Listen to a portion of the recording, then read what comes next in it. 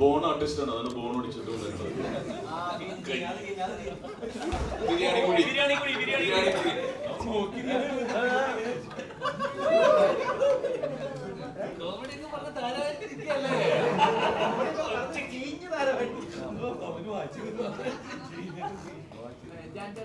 Police റോളിലാണ് വരുന്നത്. എന്താണ് റോളിനെ പറ്റിയെന്ന് പറയാമോ? പോലീസ് റോളിലാണ് ബാഡ് ബോയ്സിൽ വരുന്നത്. എടാ അബാമിന്റെ പടം കഥയൊന്നും അറിയില്ല.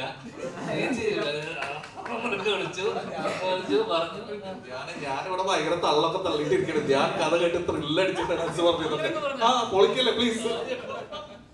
ഒന്നും അറിയില്ല. ഷീൽ ചേച്ചിന്റെ അബ്രാഞ്ചിന്റെ പടം പോവുക ചെയ്യാൻ വരിക, അത്രേ ഉള്ളൂ. 4 ദിവസം അഭിനയിച്ചു. ഫുൾ പടത്തിൽ സെക്കൻഡ് ഹാഫ് ഉണ്ടെന്ന് പറഞ്ഞിട്ടു. അപ്പൊ മനസ്സിലല്ലേ ഓർമ്മല്ലോ, ഒരു ദിവസം എത്ര മിനിറ്റ് ഫുട്ടേജ് ഷൂട്ട് ചെയ്ത് വേണം. ഞങ്ങൾ ഇവിടെ ഇത്രയും നേരം പ്രസ് മീറ്റ് നടത്തിയല്ലേ, ശരിക്കും പറഞ്ഞു കഴിഞ്ഞാൽ ധ്യാന്റെ ഒരു പ്രസ് മീറ്റിന്റെ ആ ഒരു വൈബ് ഇവിടെ ഉണ്ടായിരുന്നു. അതിന് പ്രത്യേക വല്ല കോഴ്സ് വർക്ക് കൊടുത്തിരുന്നു. അതായത് പടം ഇറങ്ങുന്നതിന് മുമ്പ് ഇന്റർവ്യൂവിലെല്ലാം നിങ്ങൾ ഇങ്ങനെ ചെയ്യണം എന്ന് റഹ്മാനിക്ക് കാണുന്ന വരുന്നായിരുന്നില്ല സെറ്റില്. റഹ്മാനിക്കാൻ എങ്ങനെയായിരുന്നു ഇവനെ താഴോട്ട് ഇറക്കി ഇറക്കി ഇറക്കി ഇറക്കി. ആദ്യം ICSE CBSE ആയിരുന്നു. താഴോട്ട് താഴോട്ട് താഴോട്ട് അങ്ങനെ ഒന്നും അടിച്ചില്ലേ ഇവിടെ.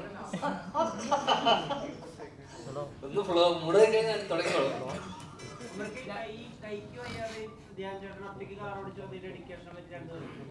വിഷ്ണു മതി മതി, നീ എന്താണ്? അല്ല, ഈ 4 ദിവസം ധ്യാൻ വന്നിട്ടുള്ളൂ. പക്ഷെ പടത്തില് impact total second half Dhyan. Dhyan തന്നെ ഞെട്ടിപ്പോയി. ധ്യാൻ ഡബ് ചെയ്യാൻ വന്നിട്ട്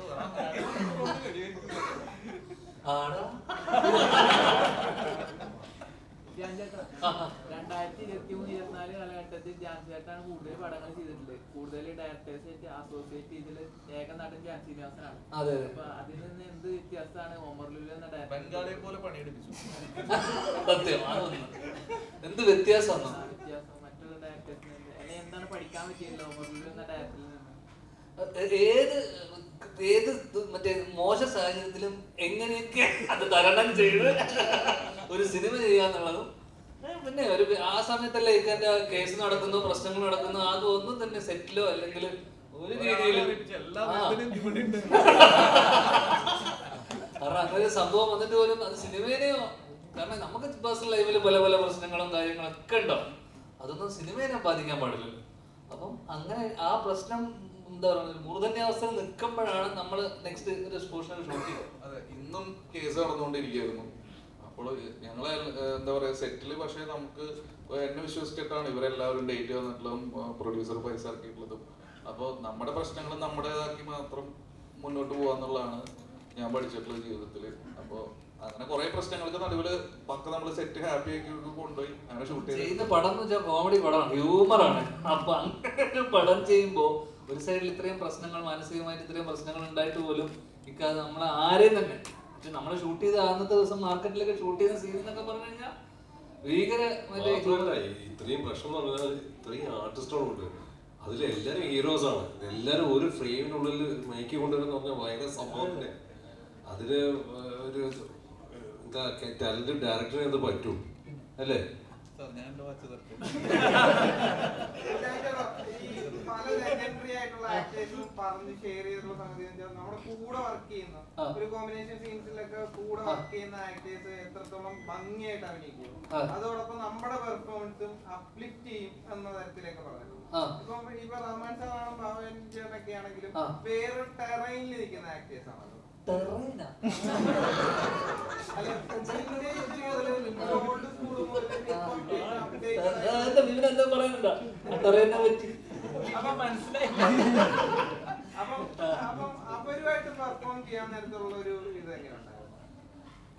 പക്ഷെ എന്റെ ഒരു എക്സ്പീരിയൻസ് കഴിഞ്ഞ കുറച്ച് കാലയളവിലുള്ള എന്റെ എക്സ്പീരിയൻസ് റഹ്മാനിക്കൊക്കെ ഇല്ലല്ലോ.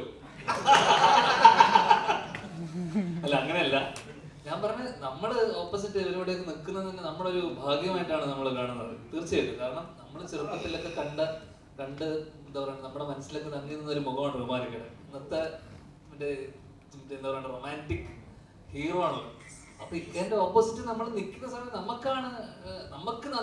നന്നാക്കണം, അല്ലെങ്കിൽ നമ്മൾ നന്നായി ചെയ്യണം, നമ്മൾ കാരണം ആ സീൻ കൊളാവാൻ പാടില്ല എന്നുള്ള ടെൻഷനായിരുന്നു. ഫസ്റ്റ് എനിക്ക് ഭവനൻ ചേട്ടനോട് കോമ്പിനേഷൻ ഇല്ല. എനിക്ക് ഇക്കയുടെ കൂടെയും ഇക്കന്റെ ഗ്യാങ് ബാഡ് ബോയ്സിന്റെ കൂടെയാണ് എന്റെ കോമ്പിനേഷൻ മൊത്തം. അപ്പം ബാക്കി വിപിനും മാൻസനൊക്കെ നമുക്ക് നമ്മുടെ സമപ്രായക്കാരാണ്, സെന്തിലായിക്കോട്ടെ. ഇക്കൻ്റെ കൂടെ അതല്ല. അപ്പൊ നമ്മൾ തെറ്റിക്കരുത്, നമ്മളത് കറക്റ്റായിട്ട് കൊണ്ടുപോകണം. പക്ഷെ ഭാഗ്യത്തിന് അന്ന് ഞാൻ വന്ന ദിവസം ഇക്ക കുറെ തവണ തെറ്റിച്ചു. ഒരു വാക്കിൽ ഉടക്കിപ്പോയി, കുന്നംകുളം. ഇക്കൊക്കെ ഒരു വാക്ക് പേരൊക്കെ കിട്ടിയില്ല കറക്റ്റ്. അത് ഏതോ ഒരു കുന്നംകുളത്തിന് പകരം എന്തോ ഇക്ക അവിടെ ഉടക്കി കുന്നമംഗലോ. അപ്പൊ എനിക്കൊരു ധൈര്യം വന്നു.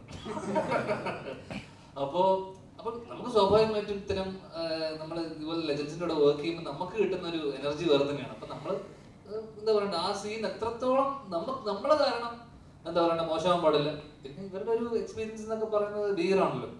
അപ്പൊ ആ രീതിയിൽ നമ്മൾ ഭയങ്കര എൻജോയ് ചെയ്ത് നമ്മുടെ കോമ്പിനേഷൻ സീനൊക്കെ തന്നെ നമ്മൾ ഭയങ്കര ആസ്വദിച്ച് ചെയ്തിട്ടുള്ള ആ സിനിമയിൽ തന്നെയുള്ള ഏറ്റവും രസകരമായ എനിക്ക്. കാരണം ഇവർക്ക് ഒരുപാട് കുറേ പരിപാടികളുണ്ടായിരുന്നു. എന്നെ സംബന്ധിച്ചിടത്തോളം പേഴ്സണലായിട്ട് എനിക്ക് ഭയങ്കര ഇൻട്രസ്റ്റിംഗ് ആയിട്ടുള്ള സീനുകളും എല്ലാം ഭയങ്കര ഇമ്പാക്റ്റ് ഉള്ള സീനുകളായിരുന്നു. ഞാൻ വന്നു പോയിരുന്ന സീനുകളൊക്കെ ഭയങ്കര ആസ്വദിച്ച് ചെയ്തതാണ്.